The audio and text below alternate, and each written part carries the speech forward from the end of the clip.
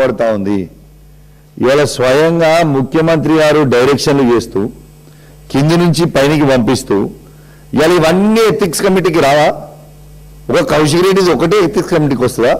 అసలు నేను చేసింది ఏంటిది? నువ్వు ఏం చేసినా ఎన్ని ఇబ్బందులు పెట్టినా భయపడేది మాత్రం ఎట్టి పరిస్థితులు లేదు. ప్రజల పక్షాన నిలబడి మాట్లాడుతున్నా అని నన్ను ఇబ్బంది పెట్టాలని నువ్వు అనుకుంటున్నావు. బరాబర్ నువ్వు ఎంత ఇబ్బంది పెట్టినా ప్రజల పక్షాన ఖచ్చితంగా నిలబెడతా, ప్రజల పక్షాన ఖచ్చితంగా నేను అడుగుతా. ఇంకోటి ఏమంటాడు రేవంత్ రెడ్డి గారు, ఇలా రాజ్ ఠాకూర్ గారిని, రామగుండం ఎమ్మెల్యే గారిని లేపి మా దగ్గర కూడా కండలు తిరిగేటోళ్ళు బాగున్నారు, ఇలా కింద పడేసి ఒక్కటే దగ్గర కొడతాడు. కుస్తీలాట అది అసెంబ్లీయా లేకుంటే కుస్తీలాటనా? గౌరవ రేవంత్ రెడ్డి గారు, నీకు తెలియదు కావచ్చు, నీకు అన్ని తెలుసు, తెలియనట్టు యాక్టింగ్ చేస్తాం అంతే. నేను స్పోర్ట్స్ పర్సన్, నేను జాతీయ జెండా మోసిన వ్యక్తిని.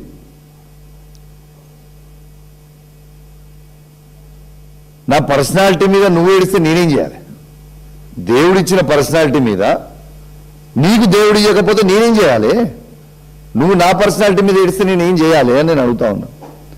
ఇలా స్పోర్ట్స్ పర్సన్గా ఇలా ఈ ఫిట్గా ఉండడానికి ఉట్టి ఆషామాషిగా లేమి. ఇట్లా 20 ఏండ్లు కష్టపడి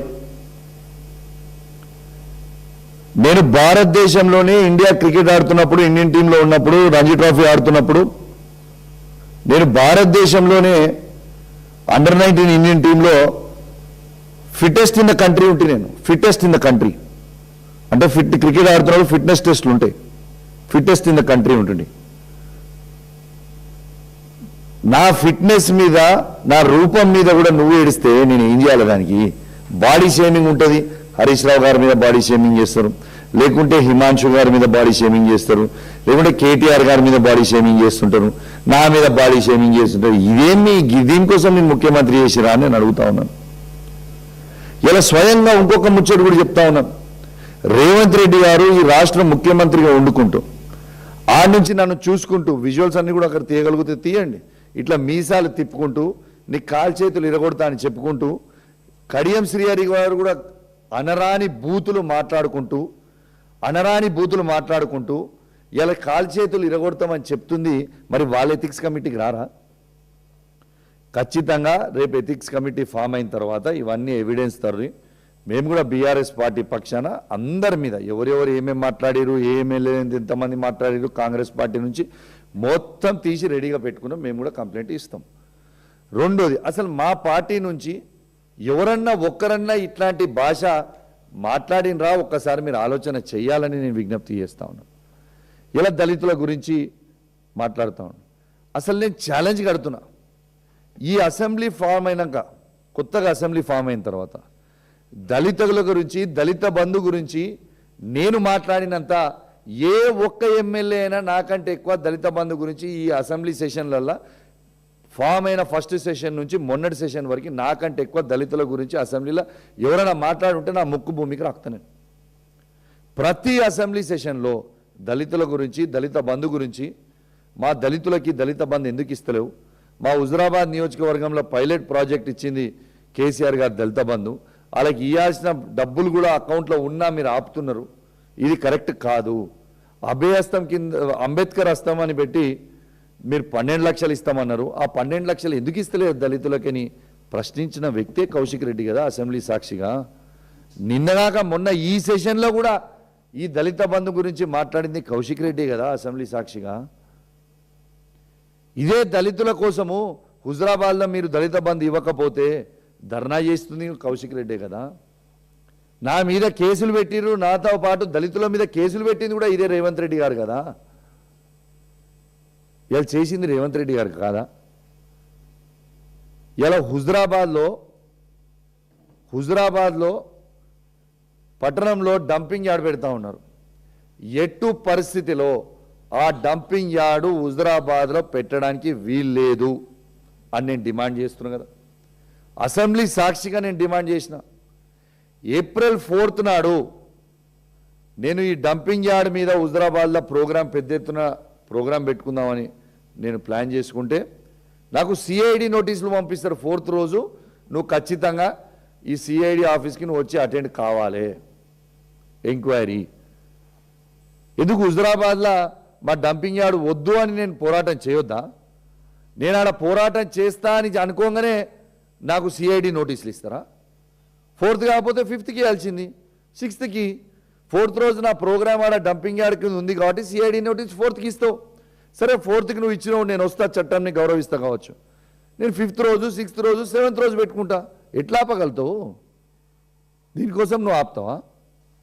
అసలు డంపింగ్ యార్డ్ అనేది మా హుజురాబాద్లో ఎందుకు పెట్టాలి అంటే కరీంనగర్లో ఉన్న చెత్త అంతా, హనంకొండ, వరంగల్లో ఉన్న చెత్త అంతా అది తీసుకొచ్చి హుజురాబాద్లో పెడతారా? మడికొండలో ఉన్న ప్లాంట్ని తీసుకొచ్చి హుజురాబాద్లో ఎందుకు పెడుతున్నారు మీరు? ఎవరు చేయమన్నారు హుజురాబాద్లో? మేము ఎట్టు పరిస్థితిలో హుజురాబాద్లో డంపింగ్ యార్డు ఈ కాంగ్రెస్ ప్రభుత్వం పెడుతుందంటే మాత్రం ఊకునే ప్రసక్తే లేదు.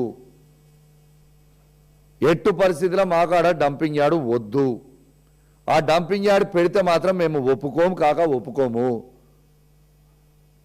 ఇలా సిఐడి నోటీసులు ఇచ్చినాం. సిఐడి ఎవరి మీద వేయాలి? ఇల్లీగల్గా ఫైరింగ్ చేసిన సిపి గారి మీద వేయాలి కదా సిఐడి. వాళ్ళ దోస్తులతోని జల్సాలు చేస్తున్న ఫైరింగ్ 180 రౌండ్లు ఫైరింగ్ చేసిన సిపి గారి మీద సిఐడి ఎంక్వైరీ చేయాలి కదా, నా మీద కాదు కదా. ఇలా పవర్ మిస్యూజ్ ఆఫ్ పవర్ చేసుకుంటూ కొత్త కరీంనగర్ జిల్లాలో ఉన్న అందరు ఎస్హెచ్ఓ ఆఫీసర్ దగ్గర డబ్బులు వసూలు చేస్తున్న సిపి గారి మీద కదా మీరు వేయాల్సిన CID enquiry. Misuse of power చేసుకుంటూ కరీంనగర్లో అలాట్ అయిన కార్లని తీసుకొచ్చి ఇల్లీగల్గా హైదరాబాద్లో పెట్టి కరీంనగర్లో పనిచేస్తున్నట్టు కానిస్టేబుల్ని చూపించుకుంటూ హైదరాబాద్లో పనిచేపిస్తున్న సిపి గారి మీద కదా మీరు వేయాల్సిన సిఐడి. నేను చేసిన క్రైమ్ ఏంటిది?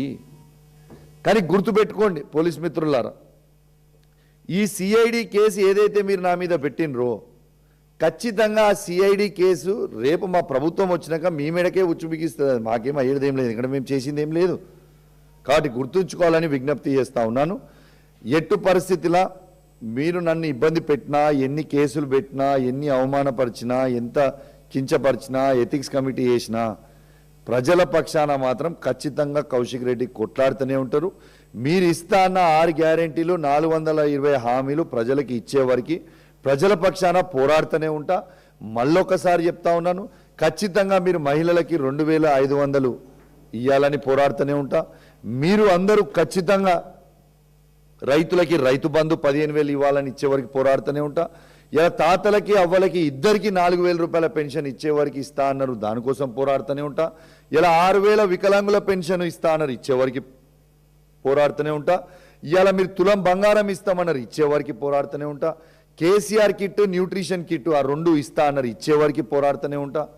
ఇలా మీరు ఇస్తా అన్న స్కూటీలు ఇచ్చేవారికి పోరాడుతూనే ఉంటా. ఇలా నిరుద్యోగులకి 2 లక్షలు ఇచ్చేవారికి, 2 లక్షల ఉద్యోగాలు ఇచ్చేవారికి పోరాడుతూనే ఉంటా. నిరుద్యోగ భృతి 4,000 ఇచ్చేవారికి పోరాడుతూనే ఉంటా.